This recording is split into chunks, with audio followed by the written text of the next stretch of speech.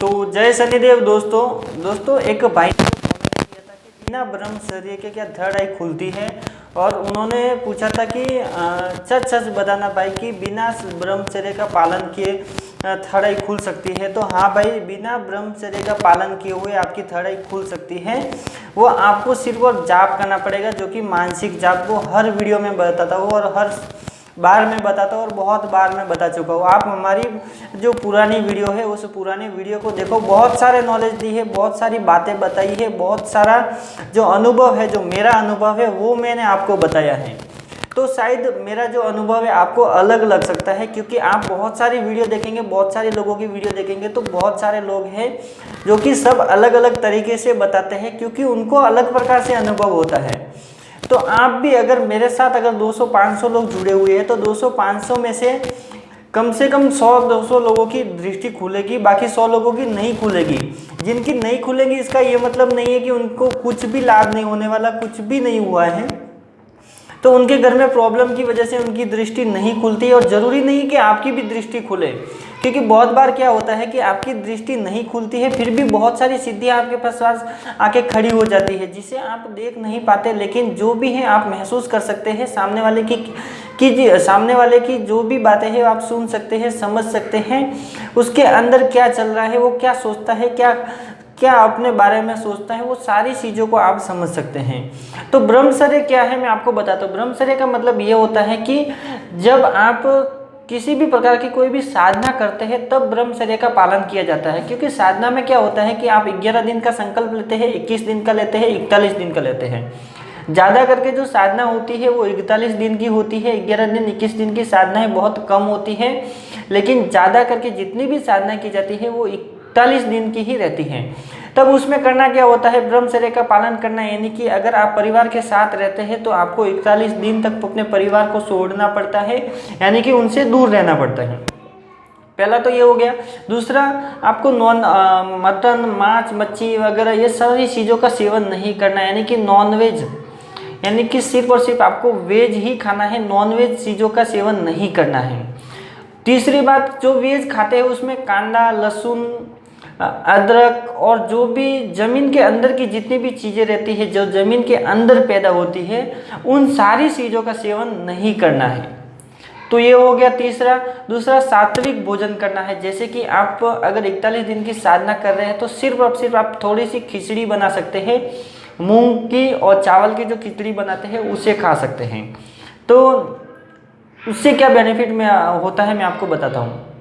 जब आप बिना खाए पिए जब साधना करते हैं, जब आप भूखे रहते हैं, तो पहली बात तो साधना में आपको भूख नहीं लगती है, क्योंकि जितना ज़्यादा जाप आप करते हैं उतनी ही ऊर्जा आपके शरीर में रहती है, और उसी ऊर्जा के कारण आपका पूरा शरीर संचालित होता है, हर कार्य में आप संचालित हो जाते हैं। तो आपको भूख नहीं लगती है, खाना खाने की जरूरत आपको अपने आप में महसूस होगा जब आप करेंगे। क्योंकि मैं इसके लिए बता रहा हूँ क्योंकि ये सब मेरे साथ हुआ है, तो वही अनुभव मैं आपको बता रहा हूँ कि ऐसा होता है। तो भूख वैसे भी नहीं लगती है। जब आप लगातार बहुत सारा जाप करते हैं तो आपको भूख ऑलरेडी नहीं लगती है। तो आप खिचड़ी खाने का सुबह और शाम, उसके अंदर दूध मिला के खा सकते हैं। तो 41 दिन तक 2 ही टाइम खाना है, सुबह और शाम को, वो भी थोड़ा थोड़ा हल्का हल्का, जिससे आपका जो पाचन क्रिया का जो प्रोसेस है वो बना रहे, उसके लिए आपको खाना। क्योंकि कुछ भी नहीं खाएंगे अगर 41 दिन तक आप नहीं रह पाएंगे, कुछ ना कुछ खाना पड़ता है। क्योंकि कुछ भी नहीं खाते हैं तो क्या होता है, पाचन क्रिया क्या रहती है वो पूरी तरह से बंद हो जाती है। जब आप 41 दिन पूरा होने के बाद अगर आप लगातार खाते हैं तो आपकी जो क्रिया पूरी तरह से बिगड़ जाती है। इसके लिए कुछ ना कुछ सात्विक भोजन करना चाहिए।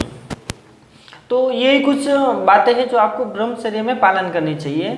तो ये साधना करते हैं तब कार्य करती है जब आप सिर्फ और सिर्फ मानसिक जाप करते हैं, अपने परिवार के साथ रह के, फैमिली के साथ रह के जब आप जाप करते हैं तो आपकी थर्ड आई ओपन हो सकती है। अब दोस्तों ऐसा नहीं है कि आप अभी जाप करना स्टार्ट किया और 2 महीने में, 3 महीने में आपकी थर्ड आई ओपन हो गई, तो ऐसा तो होता ही नहीं है। कम से कम 1 साल या 2 साल तो किसी भी व्यक्ति को लगता ही लगता है। तो अभी 2 साल आप ब्रह्मचर्य का पालन कैसे करेंगे बताओ। 2 साल आप नहीं कर पाएंगे तो आपकी ज़िंदगी पर थर्ड आई खुलेगी नहीं। क्योंकि 2 साल तक अगर आप जाप करेंगे और ब्रह्मचर्य का पालन करेंगे तो ब्रह्मचर्य का पालन आपसे हो ही नहीं पाएगा और कर ही नहीं पाएंगे। पहली बात तो हो भी नहीं पाएगा, कर भी नहीं पाएंगे, और बहुत सारे नियम है जो कि आपको समझ में नहीं आएंगे। तो सरलता के साथ, भक्ति के साथ, अपने भाव के साथ, श्रद्धा के साथ अगर आप मानसिक जाप लगातार करते हैं, अगर दिन में 3 घंटा करते हैं, सुबह 1.5 घंटा, शाम को 1.5 घंटा, या फिर सुबह 1 घंटा, दोपहर में 1 घंटा, शाम को 1 घंटा, अगर ऐसा करके भी 3 से 4 घंटे तक अगर आप मानसिक जाप करते हैं तो आपकी जो थर्ड आई है आपकी कम से कम 3 महीने के अंदर खुल जाती है। लेकिन 3 महीने तक कब खुलेगी?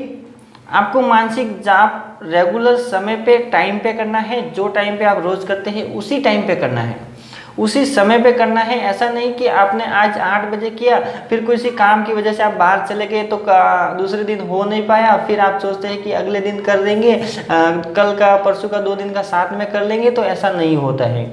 तो ऐसा हो ही नहीं पाता है और आपके शरीर की जो ऊर्जा है वो बढ़ती ही नहीं है, वो ऐसे के ऐसी रह जाती है।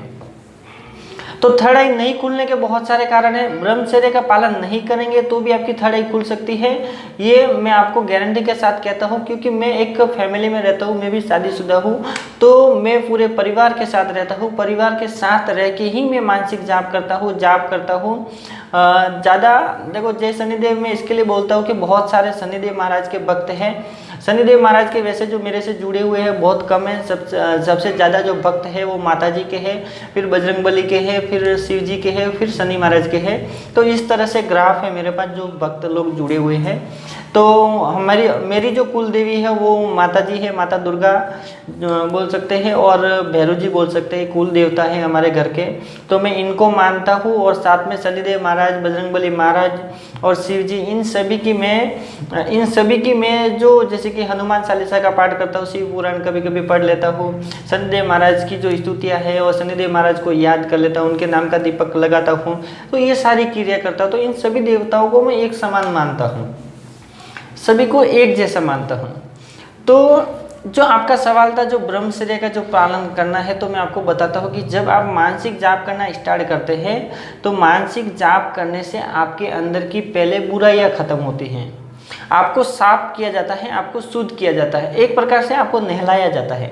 देखो, आप रोज नहाते हैं, पानी से नहाते तो आप अपने शरीर को साफ कर सकते हैं, लेकिन अपनी आत्मा को साफ नहीं कर सकते, अपना जो मन है वो साफ नहीं कर सकते, अपना जो विचार है वो साफ नहीं कर सकते, अपनी सोच को बदल नहीं सकते। आपने कभी कभी देखा रहेगा कि आप दूसरे की सोच को बदल सकते, नहीं बदला जा सकता। तो जो मानसिक जाप ही ऐसी एक चीज़ है कि मानसिक जाप करके आप अपनी सोच को बदल सकते हैं, अपने विचारों को पूरी तरह से क्लीन कर सकते हैं और अपनी आत्मा को शुद्ध कर सकते हैं। तो मन सच्चा होना चाहिए, और मन सच्चा ऐसे कहने से नहीं होता है। आप सोचेंगे कि कल से मैं एकदम अच्छा बन के रहूँगा, किसी का बुरा नहीं करूँगा, किसी का, तो नहीं कर पाएंगे।